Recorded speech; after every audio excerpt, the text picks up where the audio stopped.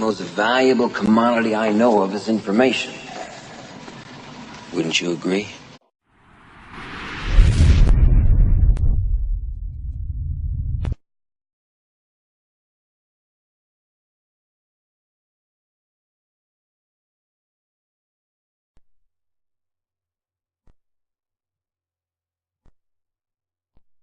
I'd like to tell you about the strangest secret in the world. Some years ago, the late Nobel Prize-winning Dr. Albert Schweitzer was being interviewed in London, and a reporter asked him, "Doctor, what's wrong with men today?" And the great doctor was silent a moment, and then he said, "Men simply don't think." It's about this that I want to talk with you.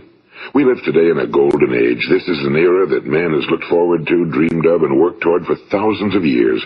But since it's here, we pretty well take it for granted. We in America are particularly fortunate to live in the richest land that ever existed on the face of the earth, a land of abundant opportunity for everyone. But do you know what happens? Well, let's take 100 men who start even at the age of 25. Do you have any idea what will happen to those men by the time they're 65? These 100 men who all start even at the age of 25 believe they're going to be successful. If you ask any one of these men if he wanted to be a success, he'd tell you he did. And you'd notice that he was eager toward life, that there was a certain sparkle to his eye, an erectness to his carriage, and life seemed like a pretty interesting adventure to him. But by the time they're 65, 1 will be rich. 4 will be financially independent. 5 will still be working. 54 will be broke. Now think a moment. Out of the 100, only 5 make the grade. Now why do so many fail? What has happened to the sparkle that was there when they were 25? What's become of the dreams, the hopes, the plans? And why is there such a large disparity between what these men intended to do and what they actually accomplished? When we say about 5% achieve success, we have to define success. And here's the best definition I've ever been able to find. Success is the progressive realization of a worthy ideal. If a man is working toward a predetermined goal and knows where he's going, that man is a success. If he's not doing that, he's a failure. Success is the progressive realization of a worthy ideal. Rollo May, the distinguished psychiatrist, wrote a wonderful book called Man's Search for Himself. And in this book he says, the opposite of courage in our society is not cowardice. It is conformity. And there you have the trouble today. It's conformity, people acting like everyone else without knowing why, without knowing where they're going. Now think of it. In America right now, there are over 18 million people 65 years of age and older. And most of them are broke. They're dependent on someone else for life's necessities. Now, we learn to read by the time we're 7. We learn to make a living by the time we're 25. Usually by that time, we're not only making a living, we're supporting a family. And yet, by the time we're 65, we haven't learned how to become financially independent in the richest land that has ever been known. Why? We conform. And the trouble is that we're acting like the wrong percentage group, the 95 who don't succeed. Now, why do these people conform? Well, they really don't know. These people believe that their lives are shaped by circumstances, by things that happen to them, by exterior forces. They're outer-directed people. A survey was made one time that covered a lot of men, working men, and these men were asked, "Why do you work? Why do you get up in the morning?" 19 out of 20 had no idea. If you ask them, they'll say, well, everyone goes to work in the morning, and that's the reason they do it, because everyone else is doing it. Now let's get back to our definition of success. Who succeeds? The only person who succeeds is the person who is progressively realizing a worthy ideal. He's the person who says, I'm going to become this, and then begins to work toward that goal. I'll tell you who the successful people are. A success is the school teacher who's teaching school because that's what he or she wants to do. The success is the woman who's a wife and mother because she wanted to become a wife and mother and is doing a good job of it. The success is the man who runs the corner gas station because that was his dream. That's what he wanted to do.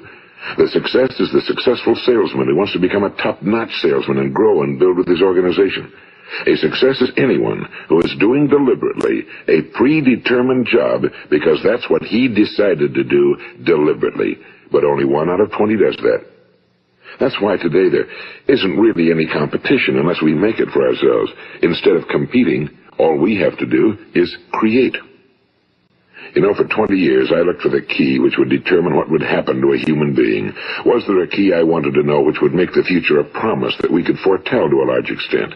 Was there a key that would guarantee a person's becoming successful if he only knew about it and knew how to use it? Well, there is such a key, and I've found it. Have you ever wondered why so many men work so hard and honestly without ever achieving anything in particular, and others don't seem to work hard and yet seem to get everything? They seem to have the magic touch. You've heard them say that about someone. Everything he touches turns to gold. And have you ever noticed that a man who becomes successful tends to continue to become successful? And on the other hand, have you noticed how a man who's a failure tends to continue to fail? Well, it's because of goals. Some of us have goals, some don't. People with goals succeed because they know where they're going. It's that simple. Think of a ship leaving a harbor, and think of it with the complete voyage mapped out and planned. The captain and crew know exactly where it's going and how long it'll take. It has a definite goal. Now, 9,999 times out of 10,000, it will get to where it started out to get. Now, let's take another ship, just like the first, only let's not put a crew on it or a captain at the helm. Let's give it no aiming point, no goal, no destination. We just start the engines and let it go. I think you'll agree with me that if it gets out of the harbor at all, it will either sink or wind up on some deserted beach, a derelict. It can't go anyplace because it has no destination and no guidance, and it's the same with a human being. Take the salesman, for example. There's no other person in the world today with the future of a good salesman. Selling is the world's highest paid profession, if we're good at it and if we know where we're going. Every company needs top-notch salesmen, and they reward those men. The sky's the limit for them. But how many can you find? Someone once said the human race is fixed, not to prevent the strong from winning, but to prevent the weak from losing. The American economy today can be likened to a convoy in time of war. The entire economy is slowed down to protect its weakest link, just as the convoy had to go at the speed that would permit its slowest vessel to remain in formation. That's why it's so easy to make a living today. It takes no particular brains or talent to make a living and support a family today. So we have a plateau of so-called security, if that's what a person's looking for. But we do have to decide how high above this plateau we want to aim. Now let's get back to the strangest secret in the world, the story that I wanted to tell you today. Why do men with goals succeed in life and men without them fail? Well, let me tell you something which, if you really understand it, will alter your life immediately. If you understand completely what I'm going to tell you from this moment on, your life will never be the same again. You will suddenly find that good luck just seems to be attracted to you. The things you want just seem to fall in line, and from now on you won't have the problems, the worries, the gnawing lump of anxiety that perhaps you've experienced before. Doubt, fear, well, they'll be things of the past. Here's the key to success and the key to failure. We become what we think about. Now let me say that again. We become what we think about. Throughout all history, the great wise men and teachers, philosophers and prophets have disagreed with one another on many different things. It's only on this one point that they are in complete and unanimous agreement. Listen to what Marcus Aurelius, the great Roman emperor, said. A man's life is what his thoughts make of it. Disraeli said this. Everything comes if a man will only wait. I've brought myself by long meditation to the conviction that a human being with a settled purpose must accomplish it, and that nothing can resist a will that will stake even existence for its fulfillment. Ralph Waldo Emerson said this, a man is what he thinks about all day long. William James said, the greatest discovery of my generation is that human beings can alter their lives by altering their attitudes of mind. And he also said, we need only in cold blood act as if the thing in question were real, and it will become infallibly real by growing into such a connection with our life that it will become real.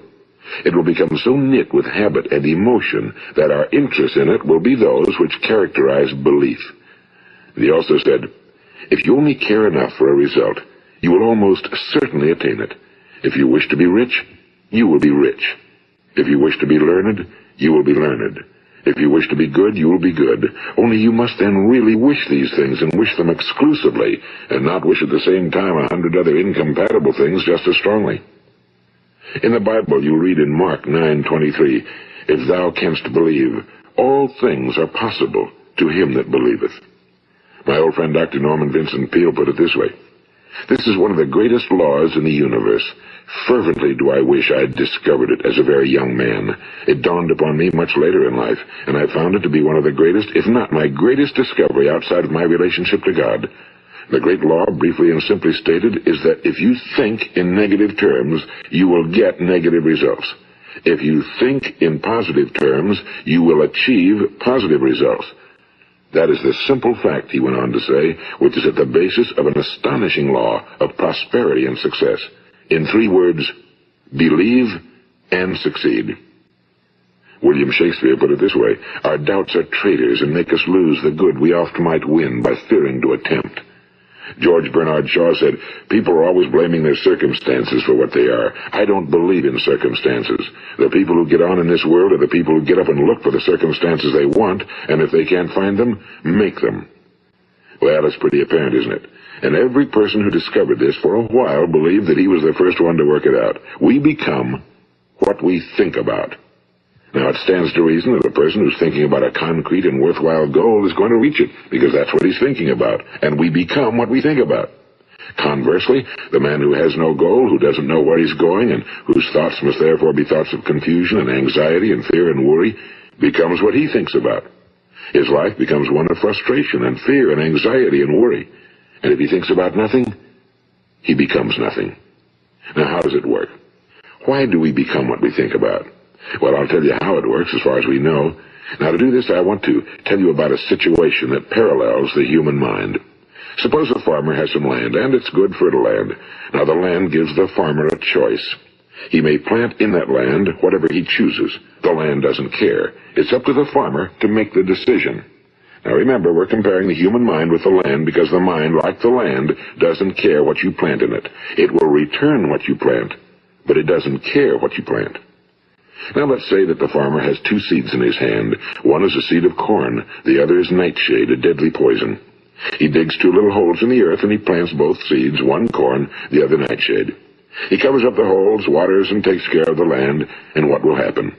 Invariably, the land will return what's planted. As it's written in the Bible, as ye sow, so shall ye reap. Now remember, the land doesn't care. It'll return poison in just as wonderful abundance as it will corn. So up come the 2 plants, one corn, one poison. Now, the human mind is far more fertile, far more incredible and mysterious than the land, but it works the same way. It doesn't care what we plant. Success, failure. A concrete, worthwhile goal, or confusion. Misunderstanding, fear, anxiety, and so on. But what we plant, it must return to us. You see, the human mind is the last great unexplored continent on Earth. It contains riches beyond our wildest dreams. It will return anything we want to plant. Now, you might say, well, if that's true, why don't people use their minds more? Well, I think they figured out an answer to that one, too. Our mind comes as standard equipment at birth. It's free, and things that are given to us for nothing we place little value on. Things that we pay money for, we value. The paradox is that exactly the reverse is true. Everything that's really worthwhile in life came to us free. Our minds, our souls, our bodies, our hopes, our dreams, our ambitions, our intelligence, our love of family and children and friends and country, all these priceless possessions are free. But the things that cost us money are actually very cheap and can be replaced at any time. A good man can be completely wiped out and make another fortune. He can do that several times. Even if our home burns down, we can rebuild it. But the things we got for nothing, we can never replace. The human mind isn't used because we take it for granted. Familiarity breeds contempt. It can do any kind of job we assign to it, but generally speaking, we use it for little jobs instead of big, important ones. Universities have proved that most of us are operating on about 10% or less of our abilities. So decide now, what is it you want? Plant your goal in your mind. It's the most important decision you'll ever make in your entire life. What is it you want? Do you want to be an outstanding salesman? A better worker at your particular job? Do you want to go places in your company, in your community? Do you want to get rich? All you've got to do is plant that seed in your mind, care for it, work steadily toward your goal, and it will become a reality. It not only will, there's no way that it cannot. You see, that's a law, like the laws of Sir Isaac Newton, the laws of gravity. If you get on top of a building and jump off, you'll always go down. You'll never go up. And it's the same with all the other laws of nature. They always work. They're inflexible. Think about your goal in a relaxed, positive way. Picture yourself in your mind's eye as having already achieved this goal. See yourself doing the things you will be doing when you've reached your goal.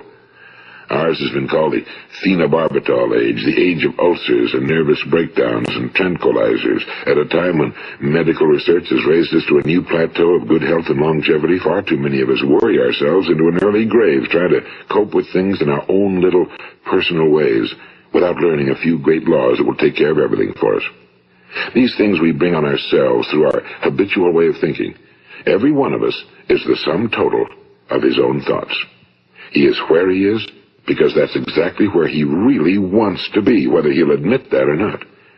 Each of us must live off the fruit of his thoughts in the future, because what you think today and tomorrow, next month and next year, will mold your life and determine your future. You're guided by your mind. I remember one time I was driving through eastern Arizona, and I saw one of those giant earth-moving machines roaring along the road at about 35 miles an hour with what looked like 30 tons of dirt in it. A tremendous, incredible machine, and there was a little man perched way up on top with the wheel in his hands guiding it. And as I drove along, I was struck by the similarity of that machine to the human mind. Just suppose you're sitting at the controls of such a vast source of energy. Are you going to sit back and fold your arms and let it run itself into a ditch? Or are you going to keep both hands firmly on the wheel and control and direct this power to a specific, worthwhile purpose? It's up to you. You're in the driver's seat. You see, the very law that gives us success is a two-edged sword. We must control our thinking. The same rule that can lead a man to a life of success, wealth, happiness, and all the things he ever dreamed of for himself and his family. That very same law can lead him into the gutter. It's all in how he uses it, for good or for bad. This is the strangest secret in the world. Now, why do I say it's strange, and why do I call it a secret? Actually, it isn't a secret at all. It was first promulgated by some of the earliest wise men, and it appears again and again throughout the Bible, but very few people have learned it, understand it. That's why it's strange, and why for some equally strange reason it virtually remains a secret. I believe that you could go out and walk down the main street of your town and ask one man after another what the secret of success is, and you probably wouldn't run into one man in a month who could tell you. Now, this information is enormously valuable to us if we really understand it and apply it. It's valuable to us not only for our own lives, but the lives of those around us, our families, employees, associates, and friends. Life should be an exciting adventure. It should never be a bore. A man should live fully, be alive. He should be glad to get out of bed in the morning. He should be doing a job he likes to do because he does it well. One time I heard Grove Patterson, the great late editor-in-chief of the Toledo Daily Blade, make a speech, and as he concluded his speech, he said something I've never forgotten. He said, "My years in the newspaper business have convinced me of several things. Among them, that people are basically good, and that we came from someplace, and we're going someplace. So we should make our time here an exciting adventure.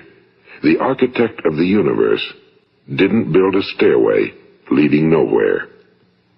And the greatest teacher of all, the carpenter from the plains of Galilee, gave us the secret time and time again. As ye believe, so shall it be done unto you. I've explained the strangest secret in the world and how it works.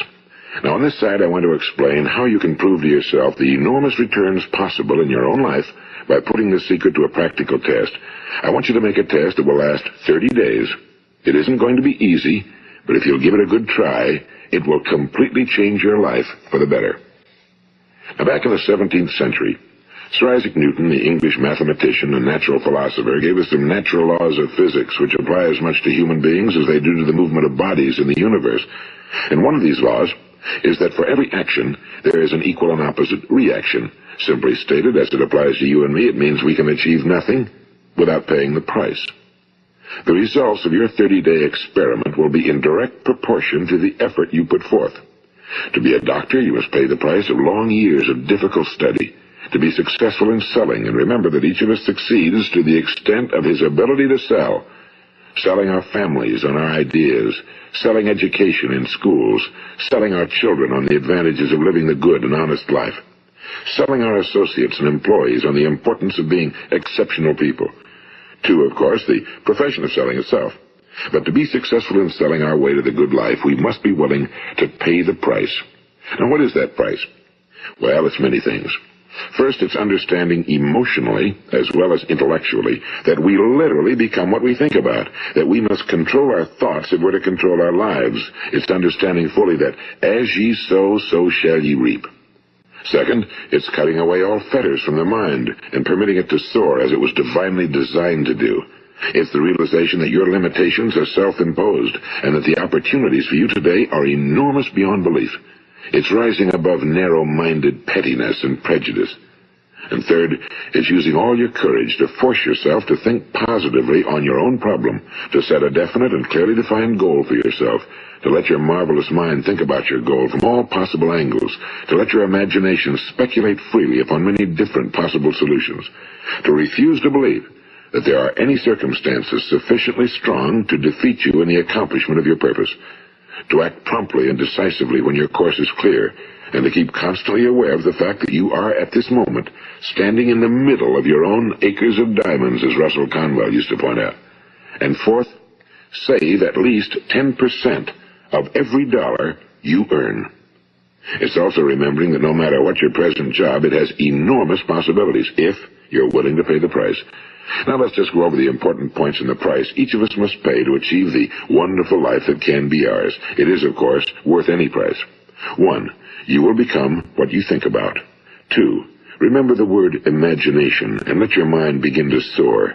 3. Courage. Concentrate on your goal every day. 4. Save 10% of what you earn. And 5.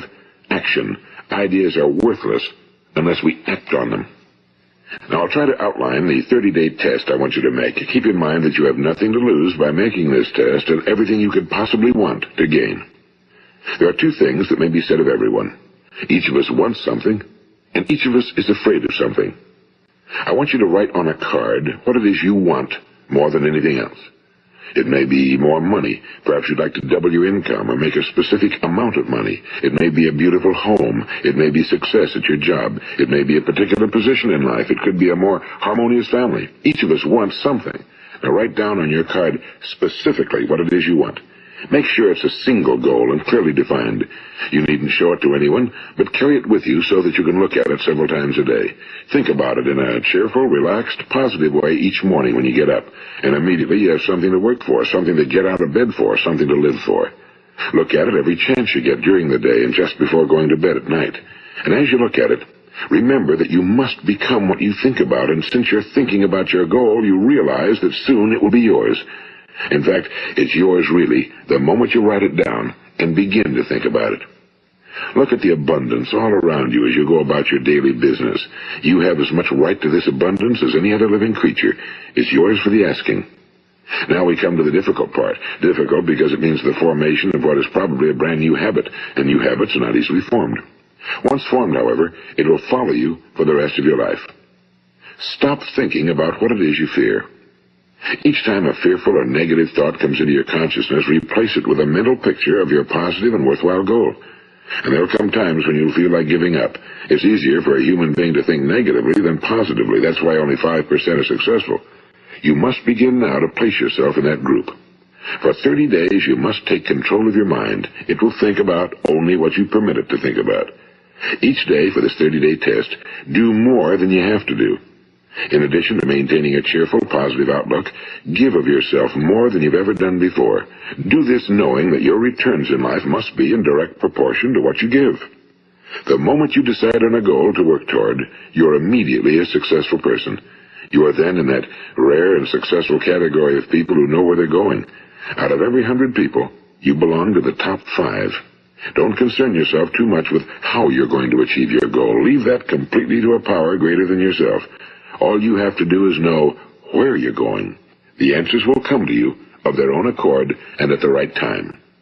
Remember these words from the Sermon on the Mount, and remember them well. Keep them constantly before you this month of your test. Ask, and it shall be given you. Seek, and ye shall find. Knock, and it shall be opened unto you. For every one that asketh receiveth, and he that seeketh findeth, and to him that knocketh it shall be opened. It's as marvelous and as simple as that. In fact, it's so simple that in our seemingly complicated world, it's difficult for an adult to understand that all he needs is a purpose and faith. For 30 days, Do your very best. If you're a salesman, go at it as you've never done before, not in a hectic fashion, but with the calm, cheerful assurance that time well spent will give you the abundance in return you deserve and want. If you're a homemaker, devote your 30-day test to completely giving of yourself without thinking about receiving anything in return, and you'll be amazed at the difference it makes in your life. No matter what your job, do it as you've never done it before for 30 days. And if you've kept your goal before you every day, you'll wonder and marvel at this new life you've found. Dorothea Brand, the outstanding editor and writer, discovered it for herself and tells about it in her fine book, Wake Up and Live. Her entire philosophy is reduced to the words, act as though it were impossible to fail. She made her own test with sincerity and faith, and her entire life was changed to one of overwhelming success. Now, you make your test for 30 full days. Don't start your test until you've made up your mind to stick with it. You see, by being persistent, you're demonstrating faith. Persistence is simply another word for faith. If you didn't have faith, you'd never persist. If you should fail during your first 30 days, by that I mean suddenly find yourself overwhelmed by negative thoughts, you've got to start over again from that point and go 30 more days. Gradually, your new habit will form until you find yourself one of that wonderful minority to whom virtually nothing is impossible. And don't forget the card. It's vitally important as you begin this new way of living. On one side of the card, write your goal, whatever it may be. On the other side, write the words we've quoted from the Sermon on the Mount. Ask, and it shall be given you. Seek, and ye shall find. Knock, and it shall be opened unto you. Nothing great was ever accomplished without inspiration. See that during these crucial first 30 days, your own inspiration is kept at a peak. And above all, don't worry. Worry brings fear, and fear is crippling. The only thing that can cause you to worry during your test is trying to do it all yourself. Know that all you have to do is hold your goal before you. Everything else will take care of itself. Remember also to keep calm and cheerful. Don't let petty things annoy you and get you off course.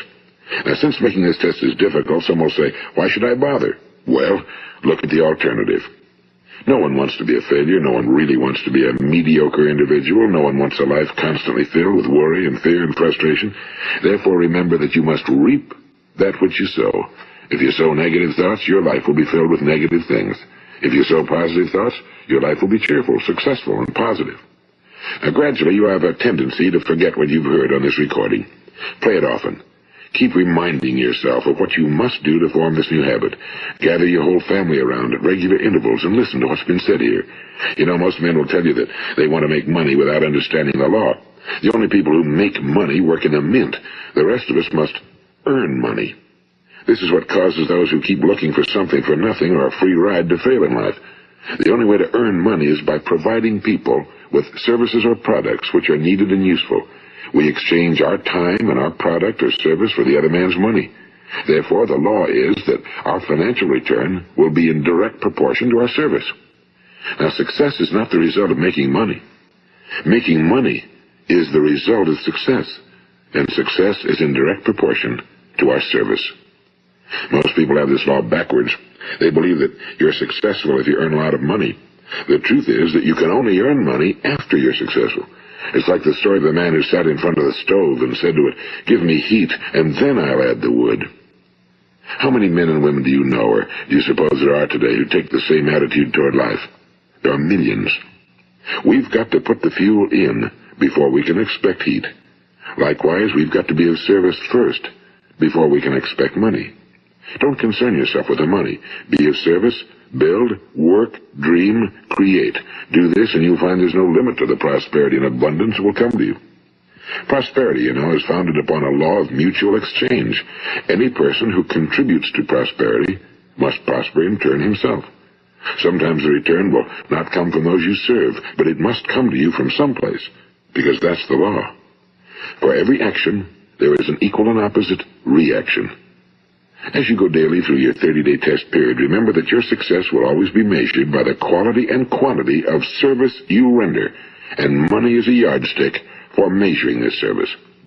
No man can get rich himself unless he enriches others. Now, there are no exceptions to a law. You can drive down any street in America and from your car estimate the service that's being rendered by the people living on that street. Had you ever thought of this yardstick before? It's interesting. Some, like ministers and priests and other devoted people, measure their returns in the realm of the spiritual, but again, their returns are equal to their service. Once this law is fully understood, any thinking person can tell his own fortune. If he wants more, he must be of more service to those from whom he receives his return. If he wants less, he has only to reduce his service. This is the price you must pay for what you want. If you believe you can enrich yourself by deluding others, you can end only by deluding yourself. It may take some time, but just as surely as you breathe, you'll get back what you put out. Don't ever make the mistake of thinking you can avert this. It's impossible. The prisons and the streets where the lonely walk are filled with people who tried to make new laws just for themselves. We may avoid the laws of man for a while, but there are greater laws that cannot be broken. An outstanding medical doctor recently pointed out 6 steps that will help you realize success. 1. Set yourself a definite goal. 2. Quit running yourself down. 3. Stop thinking of all the reasons why you cannot be successful and instead think of all the reasons why you can. 4. Trace your attitudes back through your childhood and try to discover where you first got the idea you couldn't be successful, if that's the way you've been thinking. 5. Change the image you have of yourself by writing out a description of the person you would like to be. And 6. Act the part of the successful person you have decided to become. The doctor who wrote those words is a noted West Coast psychiatrist, Dr. David Harold Fink. Do what the experts since the dawn of recorded history have told you must do. Pay the price by becoming the person you want to become. It's not nearly as difficult as living unsuccessfully. Make your 30-day test, then repeat it again, and each time it will become more a part of you until you'll wonder how you could ever have lived any other way. Live this new way, and the floodgates of abundance will open and pour over you more riches than you may have dreamed existed. Money? Yes, lots of it. But what's more important, you'll have peace. You'll be in that wonderful minority who lead calm, cheerful, successful lives. Start today. You have nothing to lose, but you have a whole life to win. Valuable commodity I know of is information. Wouldn't you agree?